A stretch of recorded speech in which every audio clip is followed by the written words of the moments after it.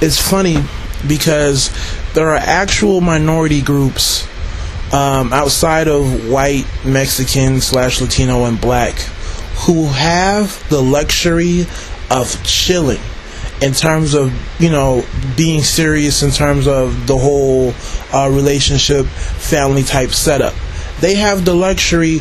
Why? Because they have strong cultural values, right?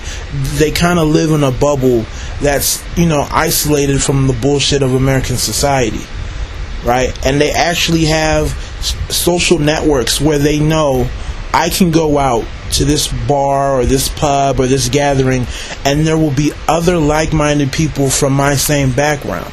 So they have this luxury. So quite frankly, they can chill up to 27, 28 and they don't have to put in much work to find somebody compatible, right?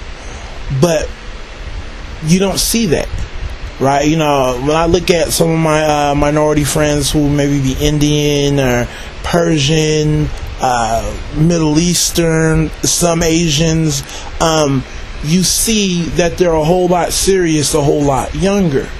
And when I was younger, I was like, man, why are you guys so serious? You guys already are around each other. You guys already have extensive social networks. So why is there a rush? You act as if you're going to graduate from college and you're not going to be around other like-minded people, right? And that's the way I thought, but I understood now what they were doing.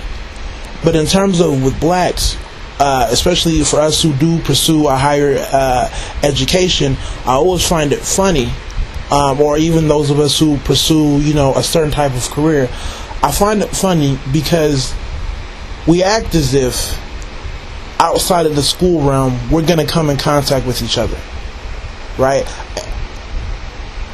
A lot of people, especially the women, kind of upset me because they kind of have this belief, and I don't know where it comes from, that there will be some spot, some place where they'll be able to social network with other like-minded black people, let alone black men, right?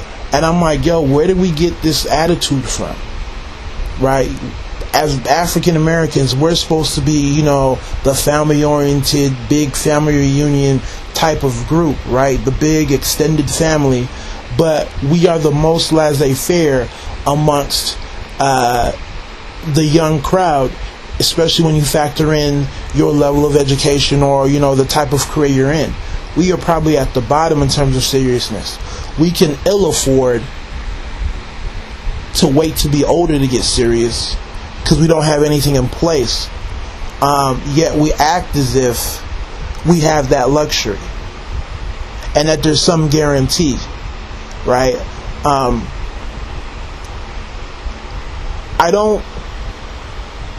can I put this? I respect people's viewpoints when they say they're not ready, older is better, and all that other good stuff. But what I question is, do they really think about the atmosphere that would be around them, right, when they choose to get serious later than sooner, right? A lot of people say because it sounds good, I need to grow, I need to do X, Y, and Z, and that's fine and dandy, but did you take the time to think about what was going to be available, right? I remember I had a friend in high school who loved to go with me because I was the type of dude who, when the new Jordans came out, I was the guy in line at 1 in the morning.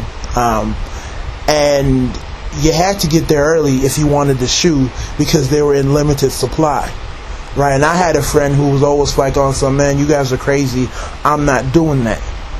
I'm not going to get up as early. I'm going to get up at 9 and I'm going to, go around and I'm going to pick up my pair, right? He wanted them just as bad, but he didn't factor in that, you get up, later than sooner, the availability isn't going to be there. They're just not going to be there.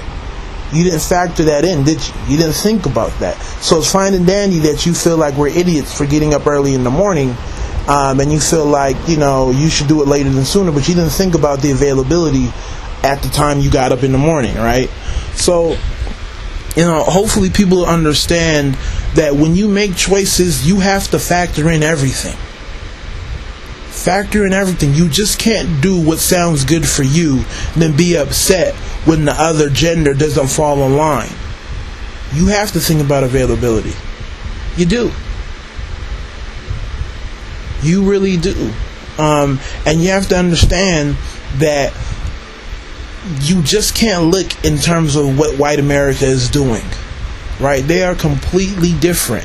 There is no gaping disparity between, who's educated and who's not.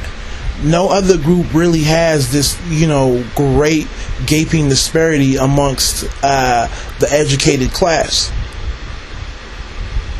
Right? The closest one may be Mexican as far as Southern California goes, but even then, right, they do a better job at having social networking groups that are exclusive to those people with the same backgrounds.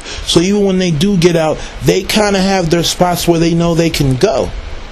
Right, I have a couple of classmates who are Hispanic, and they're always talking about, they're doing this, they're doing that, they're going to this organization or this club meeting, and all these organizations extend outside of the college experience, but we really have none of that.